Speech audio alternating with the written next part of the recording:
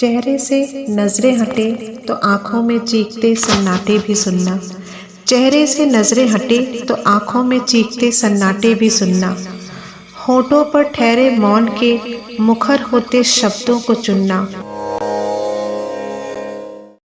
काले और लाल रंग का फर्क समझ आए, काले और लाल रंग का फर्क समझ आए तो उसकी हथेली पर अपना हाथ रखकर सोख लेना उसके सारे दुख, और भीग जाने देना उसे भी प्रेम की बरसात में, और भीग जाने देना उसे भी प्रेम की बरसात में।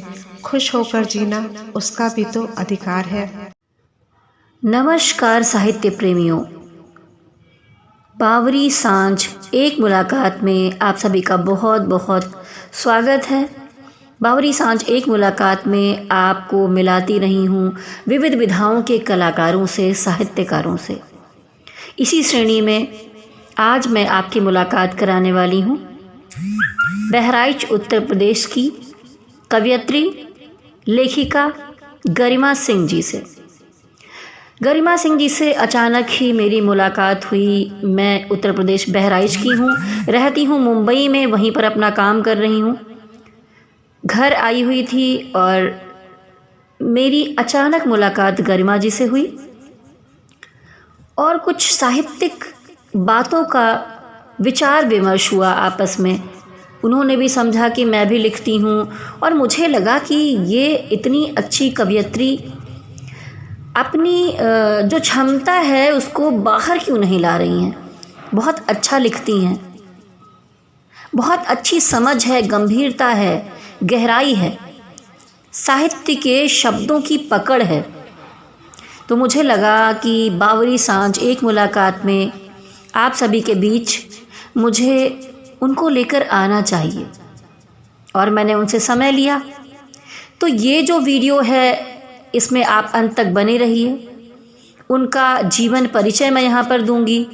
उसके बाद उनके साथ जो हमारी मुलाकात हुई, जो साहित्यिक विचार विमर्श हुआ, उनकी कुछ कविताएं उन्होंने सुनाई। कविता लिखने के साथ साथ वो ही बहुत ही कुशल चित्रकार भी हैं, बहुत सुंदर पेंटिंग्स बनाती हैं जिसके भावों में बहुत गंभीरता है। उनकी रचनाओं में एक ऐसी शैली है जो गहरी होने के साथ साथ समाज को एक नई दिशा देना चाहती है। तो चलिए आगे बढ़ते हैं और जानते हैं गरिमा जी के बारे में। सबसे पहले गरिमा जी उत्तर प्रदेश बहराइच शहर से हैं। उन्होंने डबल एमए किया है समाज शास्त्र में, शिक्षा शास्त्र में, बीएड हैं, नेट क्वालिफाइड किया है, सरकारी पद पर हैं, शिक्षिका हैं, लोगों को ज्ञान देने का काम कर रही हैं और साथ साथ कविताएं लिखती रही हैं। और उनका बैकग्राउंड भी ऐसा रहा है जहाँ पर उनके पिताजी भी, माताजी भी साहित्य से जुड़े हुए थे और शायद इसी का असर रहा। लेकिन कुछ परिस्थितियाँ ऐसी रहीं कि वो अपनी इस कला को बहुत दूर तक नहीं ले जा सकीं, क्योंकि इन बातों को समझने के लिए वैसे ही लोगों का होना ज़रूरी है, उनके बीच में जाना ज़रूरी है। तो मुझे लगा कि हमारे जो साहित्यिक ग्रुप हैं वहाँ पर बहुत सारे साहित्यकार जुड़े हुए हैं, गरिमा जी को हमारे बीच आना चाहिए। तो गरिमा जी का बहुत बहुत स्वागत है हमारे इस प्रोग्राम में बावरी सांझ एक मुलाकात। और अब मैं ये कोशिश करूँगी कि गरिमा जी की जो ये कविताएं हैं, कहानी है, ये जो क्षमता है उनके अंदर एक उत्कृष्ट कलाकार होने की, बहुत बड़ा कलाकार बनने की जो संभावनाएं हैं, क्योंकि उनकी तस्वीरें मैंने देखी बनाई हुई, उस पर उन्होंने कविताएं लिखी थी, वो बहुत ही दिल को छू लेने वाली थी। तो मैं चाहूँगी कि अब वो सिर्फ बहराइच तक ही सीमित ना रहें, पूरा भारतवर्ष उन्हें जाने। और हमारे चैनल के माध्यम से मैं ये प्रयास कर रही हूँ और आप सभी से चाहूँगी कि चैनल को लाइक, शेयर और सब्सक्राइब कीजिए और हो सके तो जो भी आपसे जुड़े साहित्यकार हों उनमें शेयर भी कीजिए, जिससे गरिमा जी की कीर्ति दूर दूर तक जा सके। स्वागत है आपका गरिमा जी बावरी सांझ एक मुलाकात में।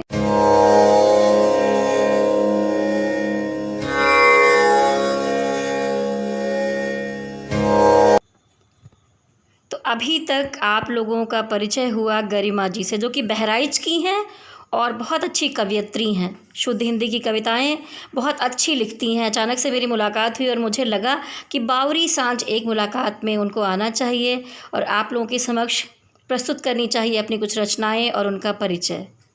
गरिमा जी, सबसे पहले मैं आपसे पूछूंगी कि लिटरेचर की तरफ या साहित्य में जैसी कविताएं आप लिख रही हैं, उसमें कैसे रुझान हुआ आपका बचपन से? सबसे पहले तो आपको और आपके दर्शकों को मेरा सादर प्रणाम, अभिनंदन। और रही बात साहित्य की तरफ रुझान के लिए, तो मेरे परिवार में मेरे पापा मम्मी दोनों ही साहित्य प्रेमी रहे हैं। मेरे पापा ने बहुत सारी कविताएं लिखी हैं और वो हमारे यहाँ क्लब में या कॉलोनी में कोई भी फंक्शन होता था तो अपनी लिखी कविताएं पढ़ते थे या गाना सुनाते थे। तो धीरे धीरे हम भाई बहनों को उसमें बहुत इंटरेस्ट होने लगा। तो हम लोग बहुत छोटे से ही छोटी छोटी 2-2 4-4 लाइन की कविताएं लिखते थे। तो उसका मतलब नहीं पता था कि ये आगे चल के हम लोग के जीवन में काफ़ी काम भी देगा और हम लोग इस क्षेत्र में भी आगे बढ़ सकते हैं। इसमें पिछले 2-3 सालों से स्पेशली कोरोना के टाइम से मैंने काफ़ी कुछ लिखा है। बस उसको कहीं भी मैंने छपने के लिए नहीं दिया है या कहीं किसी स्टेज पे उसको कभी नहीं बोला है। ये फर्स्ट टाइम ऐसा है जब आपके कैमरे के सामने मैं अपनी उन कविताओं के बारे में कोई भी बातचीत कर रही हूँ। तो आपका बचपन से परिवेश ही रहा है, साहित्य का माहौल आपको मिला। लेकिन जैसा मैंने आपको सुना तो मुझे लगा कि आप शुद्ध हिंदी में अच्छी कविताएं लिखती हैं, तो कुछ सुनाना चाहेंगी? हाँ, मैं कविताएं शुद्ध हिंदी में ही लिखती हूँ। जी मेरी चूँकि आपके चैनल का नाम है बावरी सांझ, तो सांझ के ऊपर मेरी एक कविता है। जी बिल्कुल। बहुत ही अच्छी है। तो सबसे पहले, जैसे कि आपके चैनल का नाम है बावरी सांझ, तो मैं उसी पर अपनी लिखी एक छोटी सी कविता सुनाना चाहती हूँ। इसके शब्दों को सुनने के बाद इसका अर्थ समझने की कोशिश कीजिएगा। बहुत ही गूढ़ अर्थ है इसका। मैं इसको बताऊंगी बाद में कि जी क्या बिल्कुल। जो मैंने लिखा है उसका क्या अर्थ है। जी। हे मौन तुम कौन, हे मौन तुम कौन, स्वीकृति या अस्वीकृति, संयोग का सुख या वियोग का दुख, युगों युगों से क्षितिज पे ठहरा हुआ ये प्रेम मिलन, अद्भुत प्रेम का साक्षी, परंतु इसकी परिणति क्या, परंतु इसकी परिणति क्या, प्राप्य या अप्राप्य, कैसे ये निःशब्द से दोनों, धवल सा ये दिन, स्याह सी ये रात, हे मौन तुम कौन। वाह वाह, बहुत सुंदर रचना आपकी। जैसे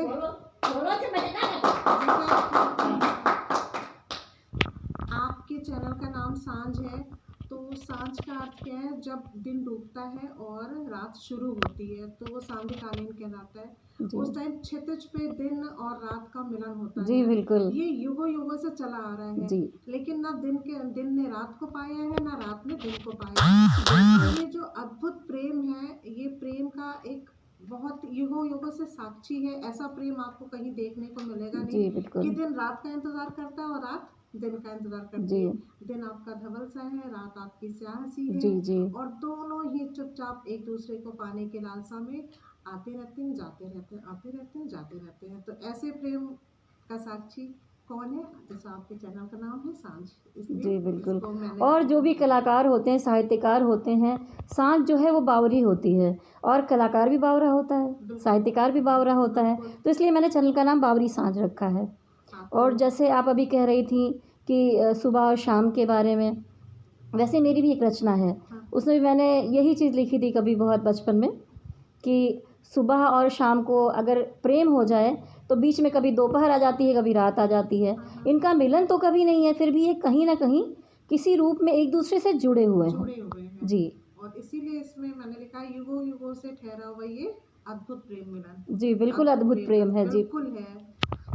तो मुझे आपके चैनल के लिए सबसे अच्छी कविता लगी कि सबसे पहले मैं इसी के बारे में आपको बताऊं। जी बिल्कुल, स्वागत है आपकी इतनी सुंदर रचना का। Thank you. और आपसे जानना चाहूँगी, देखिए साहित्य ने तो अपनी जगह अलग ही बनाई हुई है, लेकिन आजकल जो मंचों पर साहित्य चल रहा है उसके बारे में आप क्या कहना चाहेंगी? मंचों पर साहित्य चल नहीं रहा है, चलाया जा रहा है। जी बिल्कुल। क्योंकि जिस तरीके से हमारे पास मल्टीमीडिया अवेलेबल है, लोग दूसरों की रचनाओं की कॉपी करते हैं, थोड़े से शब्दों का हेर फेर करते हैं, इधर से उधर लिखा और मंच पर पढ़ना शुरू करते हैं। लेकिन जो वास्तव में साहित्यकार हैं, वो किसी की भी 2 लाइन सुनते ही समझ जाते हैं कि ये इनका खुद का लिखा हुआ है कि किसी और का कॉपी किया हुआ है। कुछ लोग ऐसे हैं जो दूसरों की रचनाओं से खुद को प्रेरित बताते हैं, या बहुत उन्होंने साहित्य पढ़ा है, इस वजह से उनका बहुत ही इसमें रुझान हुआ है और उन्होंने कविताएं लिखनी शुरू की है, या मंच पर या कहीं कवि सम्मेलन में उसको पढ़ते हैं। लेकिन जो साहित्यकार हैं वो उस चीज़ को समझ जाते हैं कि आप अपना लिखा हुआ पढ़ रहे हो या किसी और का लिखा हुआ शब्दों का हेर फेर करके आप पढ़ रहे हो। तो ऐसी जगह पे खड़े होके जब आप इस तरीके की कविताएं पढ़ते हैं और पीछे से लोग ऐसा बोलते हैं, तो आपके कार्य की कोई प्रशंसा नहीं हो रही है, बल्कि इससे अच्छा आप ना लिखें, या सीधे सीधे बता दें कि किसी और की कविता हम पढ़ रहे जी हैं। बिल्कुल, मैंने भी तो देखा है कि बहुत सारी कवयित्रियाँ या कवि कुछ नए हैं, नवोदित हैं, जो कुछ सीनियर उनको लिख कर दे देते हैं, वो उसी को जाके 4 मंचों पर सुना रहे हैं और ऐसी चीज़ें चल रही हैं। क्योंकि ऐसा मुझे लगने लगा कि अभी जो मंच चल रहा है, कुछ साहित्यकारों को अगर हम छोड़ देते हैं, तो रोज़ अपना शायद घर गृहस्थी चलाने के लिए, रोज़ कमाने के लिए लोग साहित्य को कहीं और दिशा में ले जा रहे हैं। हाँ, वो एक साहित्य की जो भाषा है, जी, जो बहुत ही गूढ़ है और गंभीर होनी चाहिए, जी, वो हास्य में और किसी भी तरीके के शब्दों के मिक्स के साथ बन रही है। जी। तो ये कवियों का काम नहीं है। कवियों का काम है कि जो शब्द आज की जनरेशन भूल चुकी है या उनके सामने नहीं आ रहे, ऐसे शब्दों के संयोजन से हम कविताएं बनाएं और उनको सामने लाकर सुनाएं। क्योंकि श्रेणी अलग-अलग है। देखिए फ़िल्म राइटर या लेखक अलग होते हैं, अलग तरह से लिखते हैं। एक नॉर्मल लेखक अलग होता है, लेकिन साहित्य जहाँ पर जुड़ जाए, लिटरेचर जुड़ जाता है, वहाँ पर तो आपको अपनी जो जड़ें हैं, जो नींव है, जो साहित्य है, उसे तो बचा कर रखना ही चाहिए, उसका सम्मान करना चाहिए। उसमें साहित्य के क्षेत्र में तो ऐसा है कि अगर एक पेड़ लगा हुआ है, सूखा पेड़ है, अगर उसमें एक पत्ती भी लगी हुई है, तो कवि है तो वो उसके ऊपर कविता लिख लेगा, साहित्यकार है तो उसके ऊपर कुछ भी कहानी लिख सकता है। जी, लेकिन मेरी जी आपसे हाँ, पहली मुलाकात हुई, शायद मैंने पत्ते पर ही आपको कुछ हाँ, कविता हाँ, सुनाई आपने थी। पत्ते पर ही बचपन कविता में सुनाई लिखी थी थी। मैंने हाँ, यहीं हाँ। पर। तो कवि मन, साहित्य मन अलग होता है, और दोनों को मिक्स करके केवल अपने आप को पॉपुलर करने के लिए या प्रसिद्धि पाने के लिए या अपने नाम के पीछे टैग लगाने के लिए कि हम कवित्री हैं या कवि हैं, लोग कुछ भी आजकल पढ़कर सुना रहे हैं, और इससे साहित्य का जो है क्या बोलते हैं, ग्राफ नीचे आ रहा है कई जी, जगहों पर। बिल्कुल। मंच पर खड़े होकर हमारी जिम्मेदारी होती है कि हम साहित्य की गंभीरता और गरिमा को बनाए रखें, उसके औदात्य को कभी कम ना होने दें। बिल्कुल, आपका नाम भी गरिमा है और आपने कहा कि गरिमा को बनाकर रखें। पर मैं तो बहुत सारे मंचों से जुड़ी हूँ जहाँ पर साहित्य सम्मान दिए जा रहे हैं और वहाँ पर जिनको साहित्य सम्मान दिया जा रहा है, तुम्हारे पाँव में ये पायल ही नहीं पहना रहा मैं, तुम्हारे पाँव में ये। जिन्हें साहित्य का सम्मान दिया जा रहा है, वही हिंदी का अच्छा प्रयोग करते हुए नहीं दिखाई दे रहे हैं। क्योंकि वो ये नहीं समझ रहे ना कि हमारी जिम्मेदारी क्या है, एक कवि के रूप में या कवित्री के रूप में समाज को हमें क्या देना है। हम अपने लिए नहीं आ रहे हैं मंच पे, हम समाज में किस प्रकार का सुधार चाहते हैं या समाज में किस प्रकार की कमियां हैं उसको सामने लाकर उजागर करते हैं ना, कि जो भी हमारी जनरेशन है, चाहे पुराने लोग हों चाहे नए लोग हों, उनको किस तरीके से समाज में अपने व्यवहार को आगे बढ़ाना है। तो कवियों का, साहित्यकारों का यही काम होता है। ये नहीं होता है कि हम मंच पे खड़े हो गए, हमने 4 लाइन सुनाई और उसके बाद हमें वाहवाही मिले, हमारा नाम हो जाए कि हम कवित्री हैं, कवि हैं या साहित्यकार हैं। हमारा काम ये नहीं है, हमारा काम है समाज को दिशा देना। बिल्कुल, जन जागरण का काम है एक कवि हाँ, का। बिल्कुल जी। बिल्कुल। और आपसे एक सवाल पूछना चाहूँगी कि साहित्य में रुझान जब आपका हुआ, आपने बताया कि आपका परिवेश ही वैसा रहा, हाँ, लेकिन कोई ऐसा साहित्यकार होगा जिसे आपने शायद अपने उस समय की पढ़ाई में पढ़ा होगा या जिसका असर आप पर पड़ा होगा। जैसे मुझे जयशंकर प्रसाद जी और बस मैं यही बोलने वाली थी। जी, जयशंकर प्रसाद जी, महादेवी जी, वर्मा जी, इन दोनों की कविताओं ने, शब्दों ने बहुत ज़्यादा प्रेरित किया है लिखने के लिए, हिंदी पढ़ने के लिए। इवन मैं तो हिंदी से भी एमए करना चाह रही थी, जी। लेकिन मेरे साथ के लोगों मुझे ने लग रहा है हाथ कि जोड़ लिया कि अब मत कीजिए, 2 बार बहुत हो गया। जी, मुझे लग रहा है आप भी छायावाद से प्रभावित हैं। छायावाद से मैं बहुत आपकी प्रभावित कविताएँ हूँ। भी मुझे ऐसी लगीं और आपको वैसे ही साहित्यकार भी पसंद रहे हैं। हाँ, इसके अलावा अमृता प्रीतम जी, वाह! क्या बात है। मुझे लिखी होगी, आधी भी लिखी होगी, वो भी मुझे बहुत पसंद है। उनके शब्दों का जो कलेक्शन है या उन्होंने जो भी लिखा है, अमृता प्रीतम जी बहुत बड़ा नाम है, उनके लिए कुछ भी कहना सूरज को चिराग दिखाने के बराबर है, लेकिन फिर भी उनकी ही 2 लाइनें उनके लिए कहना चाहूँगी। इससे मैं उन्हें परिभाषित करना चाहती हूँ कि उनका पूरा व्यक्तित्व कैसा था, उनकी जो लाइफ स्टाइल थी या उन्होंने अपने जीवन में जो कुछ भी किया, जो कुछ भी लिखा, वो इन 2 लाइनों में सिमट कर आ जाता है। वो ये है, ज़िंदगी तुम्हारे उसी गुण का इम्तहान लेती है, ज़िंदगी तुम्हारे उसी गुण का इम्तहान लेती है जो तुम्हारे भीतर मौजूद हो। मेरे अंदर इश्क था। बहुत ही खूबसूरत लाइनें, मतलब वाह। जो लोग इस चीज़ से जुड़े हुए हैं, जी। जिनको सुनना, लिखना, कविता कहना पसंद है, वो जानते हैं कि ये लाइनें सुन के आपके अंदर, आपके रगों में, मतलब जिसको बोलते हैं खून दौड़ने लगना, उस तरीके की चीज़ें होती हैं आपके साथ। तो किसी की भी 2 लाइन 4 लाइन अगर आपको बहुत अच्छे से प्रेरित करती है, यानी जी। कि आपके अंदर थोड़ा सा भी कवि हृदय जरूर मौजूद है। अमृता प्रीतम हुई, कमला दास हुई, या तस्लीमा नसरीन, या जैसे हमने आपने कभी डिस्कस किया था, और जो ऐसी कवयित्रियाँ हैं जो क्रांतिकारी रही हैं, हाँ हाँ, जिन्होंने समाज की परवाह नहीं की, दुनिया के बारे में नहीं सोचा कौन क्या कहेगा, हाँ हाँ, वो अपने किसी भी परिवेश में रहीं, उससे निकल कर उन्होंने अपनी जगह बनाई। तो आप इसमें से अमृता प्रीतम से प्रभावित रहीं, अभी आपने उनकी रचनाएं मुझे सुनाई भी इसमें। और कोई ऐसी कवि या कवयित्री? हाँ, मैं नाम लेना चाहूँगी अनामिका जी का। अनामिका जी की 2 लाइन मुझे बहुत पसंद है।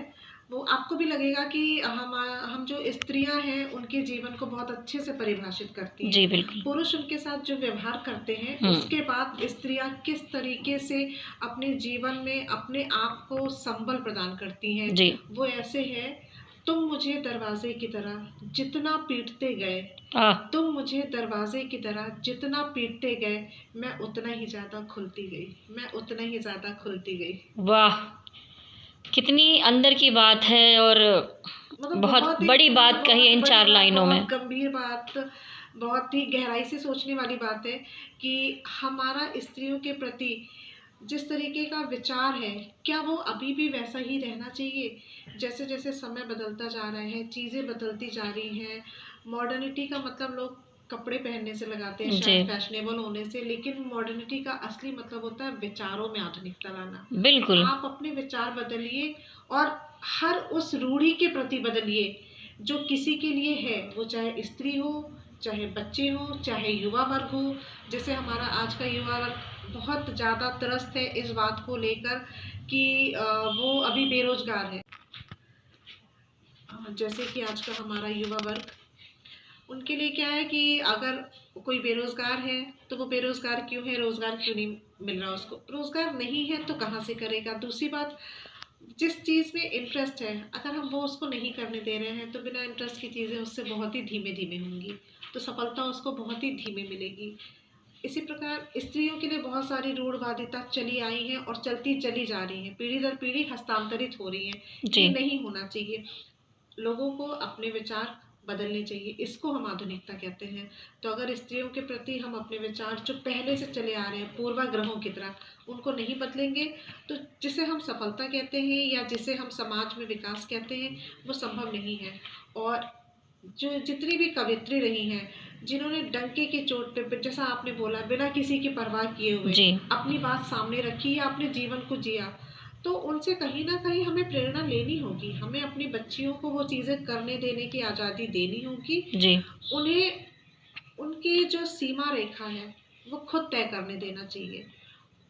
तो उनके जीवन के लिए और हमारे आपके लिए भी बहुत अच्छा रहेगा। हो सकता है हमारे ही बीच में से या आने वाली पीढ़ी में से और भी एक अमृता प्रीतम आ जाए, कमला जी आ जाए, अनामिका जी आ जाए। जी बिल्कुल। जैसे देखिए, मैं आपसे अचानक से मिली, बहराइच आई, मुलाकात हुई, और मुझे पता चला आप इतना अच्छा लिखती हैं, लेकिन फिर भी कुछ परिवेश या उसमें है कि जिम्मेदारियों में आप बंधी हुई हैं, जिसकी वजह से शायद ये जो आपकी कला है, इतनी अच्छी पेंटिंग्स बनाती हैं आप, जो आपके चित्र हैं उसी से प्रभावित होकर अपनी कविताएं भी आप रचती हैं, जो मैंने सुनी हैं और बहुत ही गहरी हैं। जिसमें बहुत अच्छे संदेश हैं। अगर उसको गहराई से उन तस्वीरों को देखा जाए, आपकी रचनाओं को सुना जाए, तो कोई भी जो समझदार व्यक्ति होगा वो बहुत अच्छे से समझ जाएगा कि आप क्या कहना चाहती हैं। आपकी एक पेंटिंग देखी मैंने जिसमें आपने सुबह और शाम के बारे में, जैसा कि आपने कविता में बताया था, उसमें दोनों चित्र एक साथ ही दिखाई दे रहे हैं, स्त्री और पुरुष समझें आप, या दो एनर्जीज़ को समझें आप, या सुबह और शाम। लेकिन पुरुष समझ लें जी बिल्कुल, प्रकृति पुरुष समझ लें आप, लेकिन एक बार में देखने पे जो गहरा होगा वही उस चित्र को समझ पाएगा। तो इतनी अच्छी रचनाएं करने के बाद भी शायद आप कुछ चीज़ों में यहाँ पर बंधी रहीं। आपने उतना आगे जाकर एक्सप्लोर करने की कोशिश की नहीं, या किस वजह से ये चीज़ें यहीं तक रुक गईं? जैसे अभी हमारी बात हो रही थी कि बहुत सारे कवि या कवित्री ऐसे हैं कि उन्हें प्लेटफॉर्म मिलता है तो वो किसी भी तरीके की कविता पढ़ देते हैं। अभी मैंने उस तरीके से अपने लिए कोई होमवर्क करके नहीं रखा हुआ है कि बहुत सारी कविताएं लिख के मैं उसको कहीं पर, मेरा लिखा हुआ भी अभी मैंने किसी भी पुस्तक के रूप में उसको पब्लिश नहीं करवाया है। तो जो कुछ भी है बस वो मेरे फेसबुक अकाउंट पे पड़ा हुआ है। वो कुछ लोगों ने उस प्लेटफॉर्म के थ्रू उसको देख रखा है। मेरी इच्छा है कि मैं इसमें थोड़ा आगे काम करूं और बहुत अच्छे से करूं। मैं कुछ भी नहीं लिखना चाहती, मैं ऐसा लिखना चाहती हूँ जैसे कि आप मेरी 2-4 कविताएं सुनने के बाद बहुत प्रभावित हुई हैं, क्योंकि आप खुद कवि हृदय हैं, जी कवित्री हैं, तो आप उस चीज़ को समझ पा रही हैं। तो मैं चाहती हूँ कि मैं जब भी कुछ ऐसा लिखूं तो पढ़ने वाला या जो कवित्री है या जो साहित्य की समझ रखता है उसको लगे कि हाँ इन्होंने कुछ अच्छा लिखा है, ये इस क्षेत्र में कुछ अच्छा कर रही है या कर सकती हैं। पर मैं चाहती हूँ कि अगर आप ये रचनाएं लिख रही हैं, इतनी अच्छी पेंटिंग बना रही हैं, तो वो हमारे चैनल के माध्यम से या किसी और चैनल पर, या मेरा बावरी सांझ ग्रुप है साहित्य का, या कहीं से भी जी वो दूर दूर तक जाए। ये चीज़ यहीं पर नहीं रहनी चाहिए, आपकी कला दूर दूर तक जाए। तो आप अब आगे अपना क्या इसमें करना चाहती हैं साहित्य के विषय में? तो अभी तो जैसा कि आपने बताया कि आप मुझे अपने साथ लेके चलना चाहती हो, जी तो मैं आपके साथ हूँ। इंटरव्यू हमारा हो ही रहा है इसके लिए। जी इससे पहले भी मुझे 1-2 जगह जैसे केडीसी है या जी। हमारे डिपार्टमेंट में ही कवित्री के रूप में बुलाया गया, या कुछ लोगों ने राय दी कि आप वहाँ पर अपनी कविताएं पेश करें। तो चूंकि मैं माहौल भी उसी तरीके का चाहती हूँ। जी बिल्कुल। आपकी कविताएं तभी सार्थक है किसी को सुनाना जब माहौल उस तरीके का हो, जब सुनने और समझने वाले वहाँ समझने पर वाले हों। हो। आप अपनी कविताएं हर जगह नहीं कह सकते। जी तो इसलिए आपका चैनल मुझे बहुत अच्छा लगा। आपने जब मुझे अप्रोच किया तो मुझे लगा ये बिल्कुल सही जगह है। मेरी कविताओं को सबसे सही स्थान, सबसे अच्छे श्रोता शायद यही मिलेंगे, और उनकी समझ से मेरी कविताओं को और मुझे प्रेरणा मिलेगी। मैं और भी अच्छा लिखने की कोशिश करूँगी। गरिमा जी, अभी मेरा चैनल बहुत बड़ा तो नहीं है, लेकिन मैं एक सच्ची साहित्य सेवा करना चाहती हूँ। उस पर कुछ भी नहीं कि कुछ भी डाल दिया खुश करने के लिए चीज़ें चली जा रही हैं, वैसा नहीं है। मैं वैसे लोगों से मिलती हूँ जो बहुत अच्छा लिख रहे हैं, काम कर रहे हैं, लेकिन शायद बहुत दूर तक जाने की कोशिश नहीं की है, या किसी कारणवश एक जगह पर ठहर गए हैं। तो पानी जो है उसे बहना चाहिए, बिल्कुल बिल्कुल। बहते रहना चाहिए। बहता पानी ही जो है स्वच्छ होता है, निर्मल होता है। और आपका चैनल छोटा नहीं है, वो आपको केवल लगता है। और नहीं, मैंने अभी शायद मेरे चैनल पर इस मतलब कविता के उसमें सब्सक्राइबर कम होंगे, क्योंकि साहित्य को सुनने वाले शायद कुछ मतलब मैं कहूँगी परसेंट कम है थोड़ा। और ये दुख की बात भी है, क्योंकि लोग यूट्यूब पर बैठकर बहुत सारी और चीज़ें देख रहे हैं। बिल्कुल। तो लेकिन जो लोग सच्चाई से जुड़े हैं वो उन चीज़ों को अभी भी सुनना चाहते हैं, जानना चाहते हैं। मेरा दूसरा चैनल ज्योतिष का है, जहाँ पर बहुत संख्या में लोग जुड़े हुए हैं। तो जैसे उसमें धीरे धीरे जुड़ते जुड़ते इतने लोग जुड़ गए, वैसा ही मैं चाहूँगी मेरा जो बावरी साहब चैनल है वो भी आगे जाए। और ये तो आप एक छोटा सा इंटरव्यू था, लेकिन फिर से आपकी एक कविता मैं सुनना चाहूँगी और लोगों तक ले जाना चाहूँगी।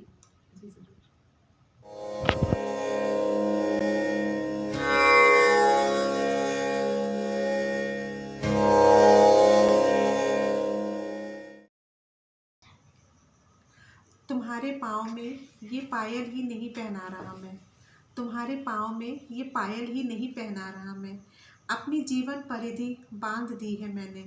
जब जब भी ये पायल छनके, जब जब भी ये पायल छनके, समझना मेरा दिल धड़क रहा है, मेरे जीवन की सांसें अब तुम्हारे पैरों की पनाह में है।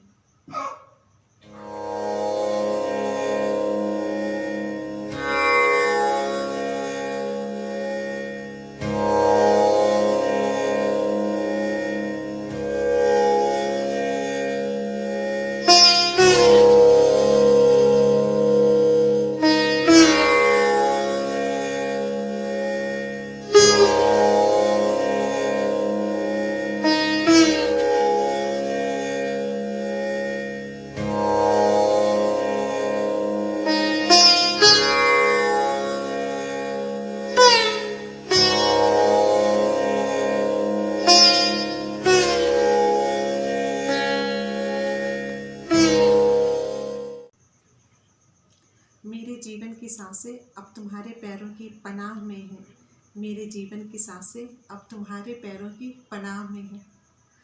मुझे लगता है कि जब हम अपने आसपास की चीज़ों में थोड़ी सी भी खूबसूरती अगर देख लेते हैं ना, तो शायद हमारे अंदर का जो कवि हृदय होता है वो कुछ कुछ अपने हिसाब से चलने लगता है। 2-4 लाइनें आपको कहीं ना कहीं याद हो जाती हैं या लिखने का मन करता है, तो आपके हाथ में पेन और पेपर ज़रूर होना चाहिए। उनकी कमी की वजह से कई बार बहुत अच्छी अच्छी रचनाएं जी अपना आकार लेना भूल जाती हैं या कहीं खो जाती हैं। बिल्कुल, क्योंकि आज के टाइम में तो ऐसा हो गया है कि फ़िल्मी राइटिंग या कुछ भी है, डायरेक्ट लैपटॉप पे लिखा जा रहा है या हम मोबाइल में कहीं पर टाइप कर लेते हैं।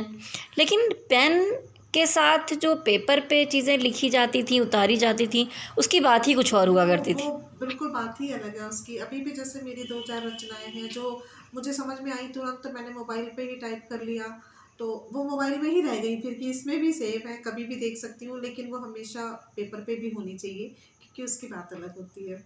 जी, बिल्कुल। तो आपसे छोटी-सी मुलाकात बहुत अच्छी रही और बहुत जल्दी फिर कुछ ऐसा रहा तो आपसे मुलाकात होगी, आपकी बहुत सारी रचनाएँ सुनूँगी और उसके साथ ही क्या कहना चाहेंगी जाते-जाते आप? सबसे पहले तो मैं आपको धन्यवाद देना चाहूँगी। आप मेरी रचनाएँ सुनना चाहेंगी, मैं आपकी रचनाएँ सुनना चाहती हूँ क्योंकि जो भी थोड़ा बहुत आपसे सुना है उसकी बहुत बड़ी मुरीद हुई हूँ। शायद हमारे बीच ये जो एक दूसरे के प्रति इंटरेक्शन हुआ है वो इसी लेवल पे हुआ है।